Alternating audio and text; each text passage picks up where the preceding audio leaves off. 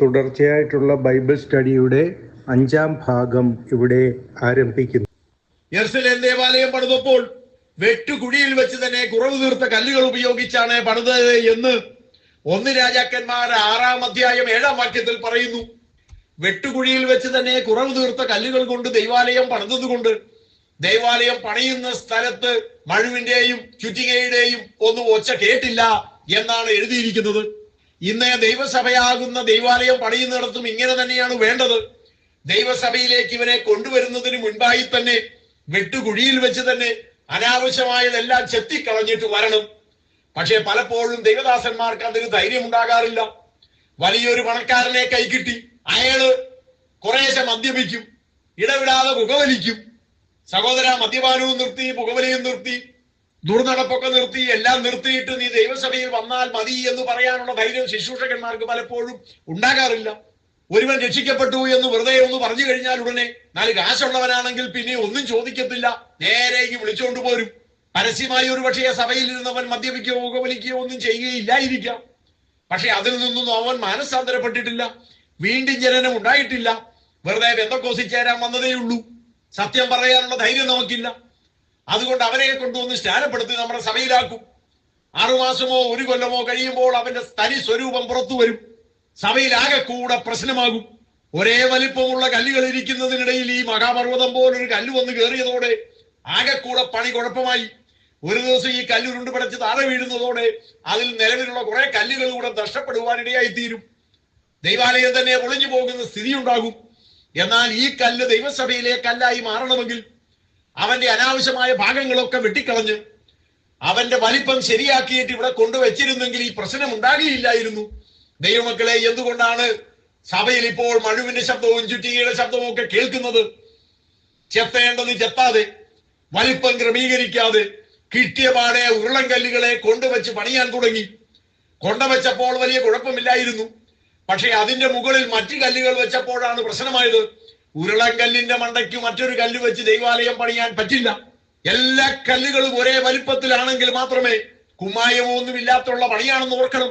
അങ്ങനൊരു കെട്ടിടത്തിന് നിലനിൽക്കണമെങ്കിൽ എല്ലാ കല്ലുകളും ഒരേ വലിപ്പത്തിലായേ മതിയാകൂ.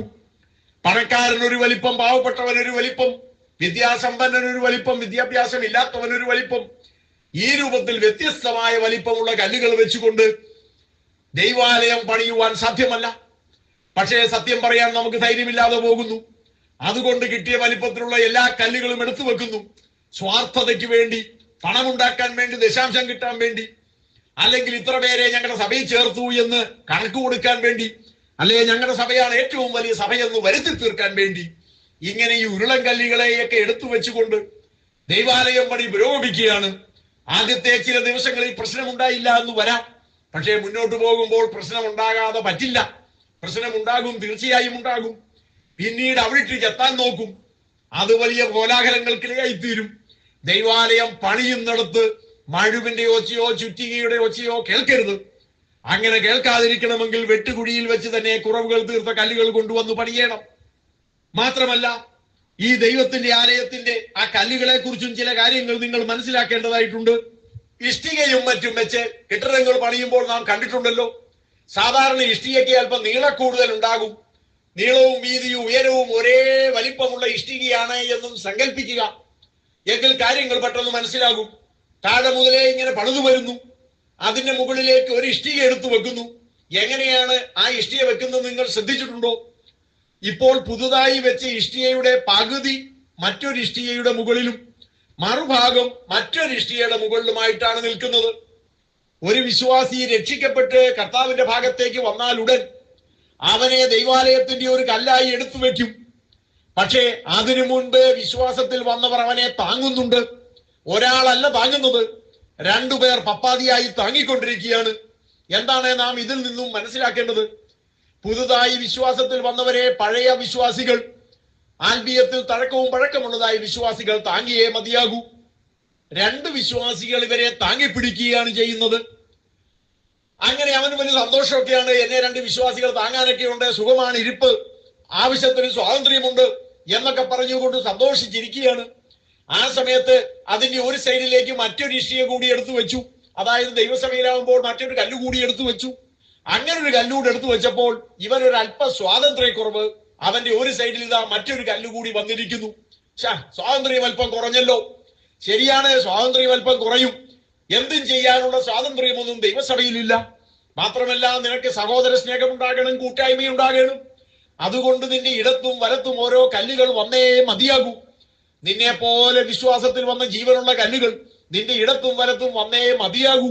അങ്ങനെ ഇടത്തും വലത്തും ഓരോ കല്ലുകൾ വന്നു. സ്വാതന്ത്ര്യക്കുറവുണ്ട്, എന്നാലും മറ്റ് പ്രശ്നങ്ങളൊന്നുമില്ല. അങ്ങനെ സന്തോഷിച്ചിരിക്കുമ്പോൾ ഒരു ദിവസം നോക്കുമ്പോൾ തലയിൽ ഒരല്പം ഭാരം. ശരിയാണ്, നിന്റെ തലയിൽ മറ്റൊരു കല്ലിന്റെ പകുതി ഭാഗം വന്ന് കയറിയിരിക്കുന്നു. ഇതുവരെ നിന്നെ രണ്ടുപേർ ചുമക്കുകയായിരുന്നു, എന്നാൽ ഇപ്പോഴിതാ നീയും ചുമക്കേണ്ടതായി വരുന്നു. വിശ്വാസത്തിൽ വരുന്ന ആദ്യകാലങ്ങളിൽ ആരെയും നീ ചുമക്കേണ്ടതായി വരികയില്ല. എന്നാൽ അല്പം തഴക്കവും പഴക്കവും ഒക്കെ വരുമ്പോൾ നീ പലരെയും ചുമക്കേണ്ടതായി വരും. നിന്റെ തലയിൽ ഒരു കല്ലിന്റെ പകുതി വന്നു, അല്പം കഴിയുമ്പോൾ മറ്റൊരു കല്ലിന്റെ പകുതി കൂടി വന്നു. ചുരുക്കത്തിൽ എന്താണ് നിന്റെ സ്ഥിതി ഇപ്പോൾ? നിന്നെ രണ്ടുപേർ പപ്പാതിയായി ചുമക്കുന്നു. നിന്റെ ഇടത്തും വലത്തും കൂട്ടായ്മയ്ക്കായി നിന്നെ പോലുള്ള ഓരോ കല്ലുകൾ ഇരിക്കുന്നു. നിന്റെ മുകളിൽ രണ്ട് കല്ലുകളുടെ പപ്പാതി ഭാരം വഹിക്കേണ്ടവനാണ് നീ. ദൈവസഭയിലുള്ളവർ ഈ വിധത്തിലേ ഇരിക്കാൻ പറ്റൂ. പണ്ട് വെളിമ്പറമ്പിൽ ഒരു ഉണ്ടക്കല്ലായി കിടന്ന കാലത്ത് ഈ പ്രശ്നങ്ങളൊന്നും ഇല്ലായിരുന്നു. എന്നാൽ ആവശ്യമില്ലാത്തതെല്ലാം വെട്ടിക്കളഞ്ഞിട്ട് ദൈവസഭയുടെ ഒരു കല്ലായി നീ മാറിയപ്പോൾ നിനക്ക് ചില ഉത്തരവാദിത്തങ്ങളും കടമകളും ഒക്കെ കടന്നു വന്നു. ആ ഉത്തരവാദിത്തമാണ് സഹോദര സ്നേഹം, കൂട്ടായ്മ. രണ്ട് സൈഡിലും മറ്റു ചിലരെ നീ ചുമക്കേണ്ടതായി വരുന്നു. പക്ഷെ നിന്നെ മറ്റു ചിലർ ചുമക്കുന്നുണ്ട്. നീയും സ്വതന്ത്രനായി നിൽക്കുകയല്ല, മറ്റു ചിലർ സഹായിക്കുന്നത് കൊണ്ടാണ് നീ അവിടെ നിൽക്കുന്നത്. അതുകൊണ്ട് നീ മറ്റു ചിലരെ സഹായിക്കാൻ കടപ്പെട്ടവനാണ്. നിന്റെ ഇടത്തും വലത്തും നിനക്ക് കൂട്ടായ്മ തരുവാൻ ആൾക്കാരുണ്ട്. പണ്ടേ വെളിമ്പറമ്പിൽ കിടന്നപ്പോൾ ഒരു സൈഡ് കൊണ്ട് ഭൂമിയെ നോക്കി, ബാക്കിയുള്ള എല്ലാ സൈഡും കൊണ്ട് ലോകത്തെ നോക്കി കിടക്കുകയായിരുന്നു. എന്നാൽ ഇന്ന് ദൈവസഭയുടെ കല്ലായി നീ മാറിയപ്പോൾ ആ സ്ഥിതിയൊക്കെ പോയി. ഒന്നാമതേ ഒരു ഷേപ്പ് വന്നു. 6 മുഖങ്ങളുള്ള, നീളവും വീതിയും ഉയരവും എല്ലാം തുല്യമായ ഒരു ക്യൂബ് പോലെ, ഒരു സമചതുരക്കട്ട പോലെ നീ ആയി. പണ്ടത്തെ പോലെ ഷേപ്പ്ലെസ് ആയിട്ട് കിടക്കാൻ നിനക്ക് പറ്റില്ല. ഈ ബൈബിൾ സ്റ്റഡിയുടെ 5ാം ഭാഗം ഇവിടെ അവസാനിക്കുന്നു.